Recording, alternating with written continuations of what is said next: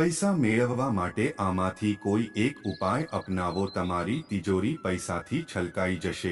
સનાતન ધર્મમાં વાસ્તુ અને જ્યોતિષનું વધુ મહત્વ છે। કહેવાય છે કે કુંડળીમાં અશુભ ગ્રહોના પ્રભાવને કારણે વ્યક્તિને જીવનમાં ઘણી સમસ્યાઓનો સામનો કરવો પડે છે અને વાસ્તુ દોષના કારણે વ્યક્તિની આર્થિક સ્થિતિ ખરાબ થઈ જાય છે, જેના કારણે વ્યક્તિને જીવનમાં દેવા સંબંધિત સમસ્યાઓનો સામનો કરવો પડે છે। જ્યોતિષ શાસ્ત્રમાં કેટલાક સરળ ઉપાય જણાવવામાં આવ્યા છે, જેને અનુસરીને વ્યક્તિ દેવા સંબંધિત સમસ્યાઓમાંથી મુક્તિ મેળવી શકે છે, આવક અને સૌભાગ્યમાં પણ વધારો થાય।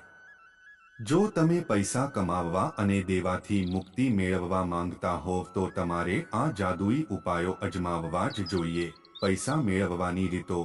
સનાતન ધર્મમાં માતા લક્ષ્મીને ધનની દેવી માનવામાં આવે છે, તેથી સુખ, સમૃદ્ધિ અને ઐશ્વર્ય પ્રાપ્ત કરવા માટે દેવી લક્ષ્મીને હંમેશા પ્રસન્ન રાખો। શુક્રવાર દેવી લક્ષ્મીને સમર્પિત છે। આ દિવસે દેવી લક્ષ્મીની વિધિપૂર્વક પૂજા અને ઉપવાસ કરો।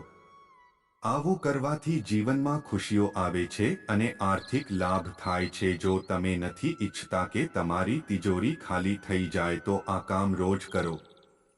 જો તમે ઘરમાં વાસ્તુ દોષનો સામનો કરી રહ્યા છો તો રોજ ઘરમાં નારિયેળ પાણીનો છંટકાવ કરો। એવું કહેવાય છે કે આવું કરવાથી ઘરમાંથી નકારાત્મક શક્તિઓ દૂર થાય છે અને દેવા સંબંધિત સમસ્યાઓ દૂર થાય છે। મંગળવારના દિવસે પીપળના પાન પર રામ લખીને હનુમાન મંદિરમાં રાખો। તેની સાથે જ હનુમાનજીને ચણા અને ગોળ અર્પણ કરો। એવું માનવામાં આવે છે કે આ ઉપાય કરવાથી ધન પ્રાપ્તિની સંભાવના રહે છે। તમારી માસિક કમાણીનો અમુક ભાગ ભગવાનના મંદિરમાં દાન કરો। કહેવાય છે કે આવું કરવાથી ઘરમાં ક્યારેય પૈસાની કમી નથી આવતી। આર્થિક સંકટમાંથી મુક્તિ મેળવવા માટે શુક્રવારે 12 કોળી બાળો। આ પછી તેની રાખને કપડામાં બાંધીને વહેતા પાણીમાં વહાવી દો। એવું માનવામાં આવે છે કે આ ઉપાય કરવાથી આર્થિક તંગીમાંથી મુક્તિ મળે છે। અગત્યની સૂચના, અહીં આપેલી માહિતી માત્ર માન્યતાઓ અને જાણકારીઓ પર આધારિત છે અને ઇન્ટરનેટ અને ન્યૂઝપેપરના માધ્યમથી લેવામાં આવી છે। અત્રે એ ઉલ્લેખ કરવો જરૂરી છે કે અમારી ચેનલ કોઈ પણ પ્રકારની માન્યતા અથવા જાણકારીને સમર્થન કરતા નથી। અમે તેની પુષ્ટિ પણ કરતા નથી। કોઈ પણ જાણકારી અથવા માન્યતાને લાગુ કરતા પહેલા સંબંધિત નિષ્ણાંતની સલાહ લેવી જરૂરી છે।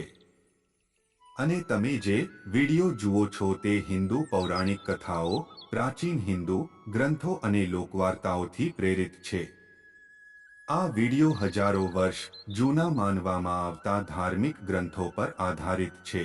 મહેરબાની કરીને નોંધ કરો કે અમારો હેતુ કોઈ ચોક્કસ વ્યક્તિ, સંપ્રદાય અથવા ધર્મની લાગણીઓને ઠેસ પહોંચાડવાનો નથી। અમારો વિડિયો પસંદ આવે તો લાઇક, શેર, સબસ્ક્રાઇબ કરજો। ધન્યવાદ મિત્રો।